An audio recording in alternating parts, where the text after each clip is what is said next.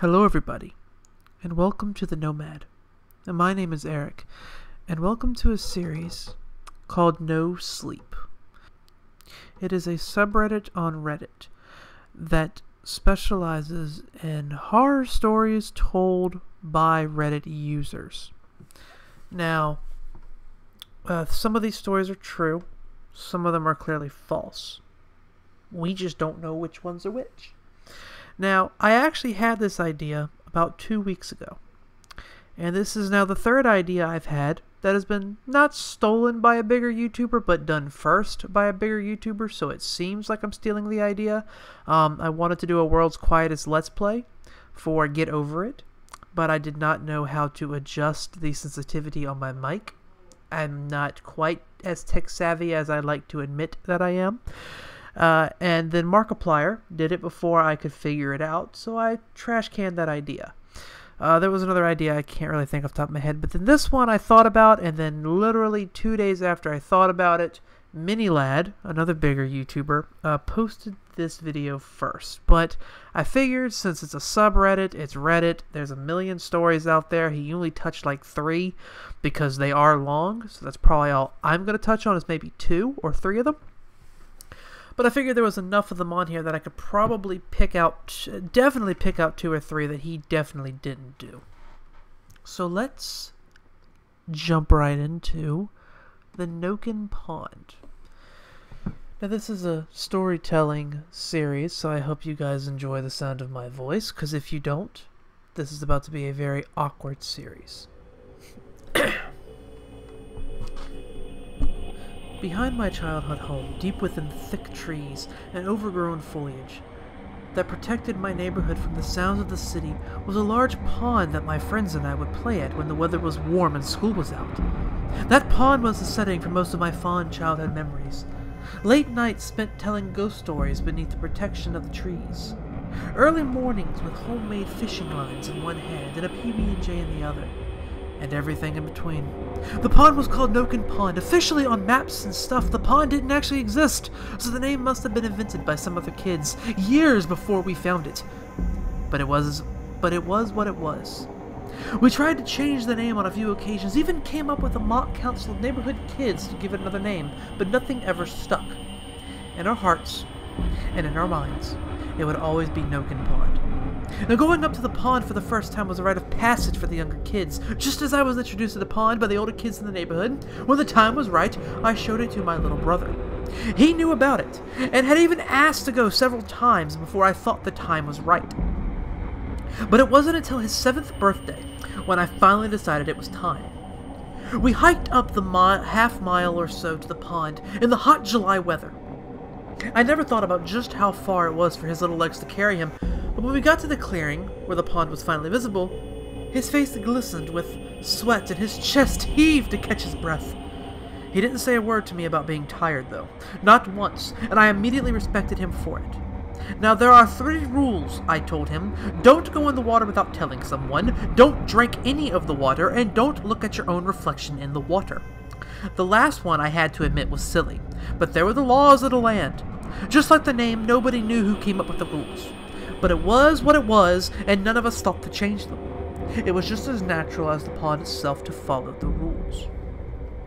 I brought up a fishing pole that I'd bought earlier that summer, and I'd given my brother the one I'd made with a large stick and a fishing line. We sat on the bank, eating the sandwiches we'd packed and hoping to maybe catch something.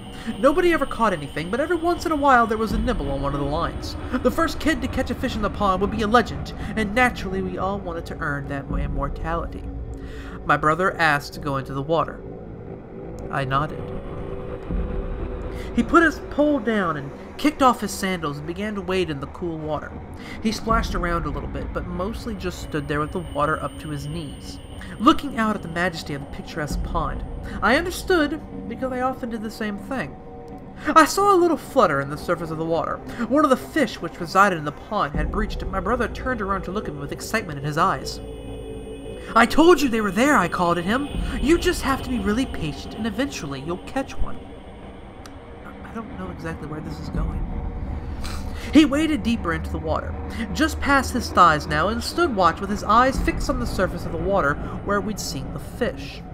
We saw another flutter, closer this time, and I saw his back arch in anticipation. I knew what he was going to try. He was going to catch that fish with his bare hands. At one point or another, we'd all tried it. I watched as his eyes followed the fish below the surface of the water, and he traced its path to its knees. He stared at the water right in front of him, and I was just about to call out a warning to avoid his reflection when, to my horror, I saw a hand, gray and thin, reach out from the surface of the water and grab him by the back of the neck. I screamed, and he screamed, but his was cut off as soon as the hand drug him down into the water. I stood up and launched myself into the water.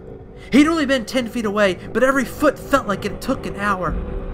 When I was where he'd been standing, I stuck my face under the surface and opened my eyes. I could only see a few feet away before the sunlight failed to illuminate the deeper water, but I was sure that I had just seen movement. I took a few steps forward, then dove into the deeper part of the pond. As far as I was aware, nobody had ever found out how deep the pond actually went, but god damn it, I would find out if I had to. I followed the direction of the movement, plunging myself further and further into the darkness. My eyes adjusted, and I began to make out faint shapes. In the distance, I found him. He was drifting downward. The bubbles he'd been making as he screamed had stopped by now, and I had only a few precious moments before this would be forever logged in the annals of my memory as the worst day of my life. My chest burned, and my lungs begged for oxygen, but I kicked my legs further down into the water, which got noticeably cooler as I went down. I kicked my legs as hard as I could, but he fell faster than I could swim. That didn't seem even possible until I saw something that forced the air from my lungs in the form of a scream. He wasn't drifting down. He was being dragged down. That hand which had grabbed him was attached to a creature that would forever haunt my nightmares. It was thin and gray, and I could just barely make out thin but long strands of hair coming from the top of its scalp, swirling around his head like black ink in water. The creature turned for a moment at the sound of my scream, and just for a second I saw its face, thin and bony with a slit for a nose and long sharp teeth protruding from its lower jaw. I turned back and swam even faster, pulling my brother deeper, and I knew that he was gone. It turned back, not I turned back. I apologize. It turned back. I nearly drowned, trying to save my brother. I kicked hard, but couldn't get back to the surface. My body took control and sucked in a lungful of water. That's not proper English, but I'm going to let it pass. The liquid was cold, but felt like fire in my chest, and I began to cough and seize, and as I broke the surface of the pond, I knew it was the last time I would see the sun. As luck would have it, however, other neighborhood kids had made the hike up to the lake and saw my body break the surface. The older ones dragged me to shore, and 2 of the younger ones ran home to call an ambulance. I owe them my life. I told my story and was diagnosed with shock-induced psychosis. The pond was searched, but my brother's body was never found. However, it was discovered that this pond was fed by an underground river connecting a small number of other bodies of water throughout the city. So it was entirely possible his remains would turn up in one of the neighboring lakes or ponds. They never did. Wow. That was intense. Like, super intense. And, you know, I've always been afraid of shit like that because I've said this in other videos before, but I was a marine biology major in college, so stories like this always freak me out because I've actually gone swimming by myself late at night. My parents live next to a lake, a man-made lake, and I actually swam in that pond, not by myself, but it was late at night. It was only me and 2 other people, and we kind of drifted apart and did our own thing. And I was by myself for a while. And reading stuff like this makes me think, what if that kind of shit was out there? What if something was there that could have gotten me? What if I came from there? Moving on to another story. I know a girl with looks that could kill. Let's do this one. This one is about as lengthy as the last one was, so I'm going to go ahead and get to reading it. I'll read this one. I'll check to see how long I've been recording. I might just start with these 2. And if you guys like this series, I'll continue doing them. I know a girl with looks that could kill. Isn't this a little cliche, I asked? sweeping over the decaying, crumbling house in the middle of the swamp with my flashlight, daring the new kid to break into a haunted house. I stood like an... Again, horrible writing. I stood like an old-age explorer at the brow of my ship. That should be bow of my ship. In this case, a rickety rowboat. Holy crap, now I'm really messing up. Manned by 2 fellow high schoolers. At any moment, we were liable to tip over into a water snake, a potentially flesh-eating bacteria if my mom's warnings were to be believed, infested swamp. Okay, first of all, said Caitlin, taking this as a personal slight, you're not new anymore. It's been 2 months, and this was totally your idea, dumbass. You're rocking the boat, Perry added unhelpfully. God, I puffed out, a misty breath into the cool night air. You guys are so fucking dull. Why won't you come in with me? Caitlin retorted shrilly. Let's see. Creepy house, teenage girl, dark and stormy night. It's barely raining, I countered, but she was on a roll. I'm not going to be the next Amber Alert, she hissed. Got it? You can go on in there and get possessed by whatever demonic... Demonic what, Caitlin? A demonic snapping turtle? I clicked my jaw together threateningly. Dude, Perry sighed. You're such an asshole. She waved a hand at my mocking clicking noise. Have fun dying or whatever. Honestly, I said, if I was a chick, you wouldn't let me do this. This is classic reverse sexism. You're gonna tip the boat, Perry roused, so I vaulted off and into the muddy scrap of land that somehow, at some point, had held up the little shack. My boots sunk into the mud, but not enough to hinder my strides up to the entrance. The door was missing, which would probably come in handy if I had to run out again in 5 minutes, pursued by the ghosts of dead frogs. Fueled by adolescent curiosity and 2 cans of Miller Lite, I stumbled into the decrepit house, waving my flashlight around, and then gasped involuntarily when a face came swimming out of the darkness. I nearly jumped out of my skin, but quickly calmed enough to not piss myself when I realized it was just a statue. A very detailed statue, but a statue nonetheless. The face of a startled man met mine, frozen in marble. I thought it might have been one of those knockoff Greek statues, but the man's appearance was very modern. The statue wore a ragged t-shirt and jeans, and there was even a lighter in one of his hands. I crouched down to inspect it, delighted with my find.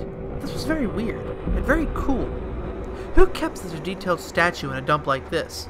Had it been stolen by someone and hidden here? Was I about to uncover some Goonies-level treasure? Caitlin would probably ditch Perry for me if I became the town kingpin with some sweet abandoned shack cash. Snickering to myself, I crept around the statue, which was easily as tall as me, and further into the room. There were even more figures. Another man, this one sitting on the floor, glancing up at me in horror. Their distinctly 80s-style glasses, a baseball cap on his head. I traced the logo with my finger, my amusement fading into confusion. Then a teenaged couple in the corner, a boy and girl dressed in what looked like 50s outfits, cigarettes in hand. The boy was gaping at me, the girl peering out at me in terror from her position hiding behind them, her stone fingers digging into his marble leather jacket. I could get one weird statue, but why do they all look so scared and shocked? What was the point?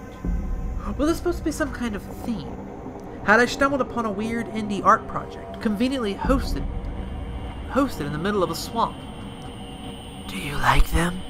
A breathy voice sounded from the corner behind me, and I yelped, whirling around, flashlight beaming up the rotting walls and sunken ceiling, glancing over the gaping hole in the floor, which water glistened darkly through. Suddenly the shack seemed much more precarious, as if the floorboards underneath my feet might give out at any moment, even though that had probably been the case all along. Finally I made out a faint figure, a teenage girl, probably around my age, in a baggy blouse and long skirt that whisked around her legs. Her diminutive size was the only thing keeping me from bolting out. She couldn't have weighed more than 100 pounds soaking wet. Who the fuck are you? I asked, bringing my flashlight up to shine at her face. To my alarm, her eyes were closed, although she was turned in my direction and smiling. Was she blind? Do you like them? She repeated in a faint but adamant voice that seemed to ease out of her like a breeze. She nodded in the direction of the statue. You made these? I asked in disbelief. She had to be a druggie. Yes. Her unseeing smile widened, raising the hairs on the back of my neck. They're all mine. With what? I demanded. This didn't seem like the ideal studio. She tilted her head slightly like an animal questioning the directive. I took a slight step backwards, the floor creaking underneath me. I've been waiting a long time, she breathed instead. here in the dark. It's so wet and cold. It's so lonely. Her hair was tied back with a bandana, which she fingered gently. I kept hearing a faint noise, almost like air coming out of a pipe. A sort of hissing. Well, I said, deciding that this was not the sort of movie I wanted to be in. I have to go. Stay! She pleaded, her hands pale and bony, nails cracked like those of an old woman. She flew up to her faded bandana. Everyone leaves. They all leave. Wherever I go, they all leave.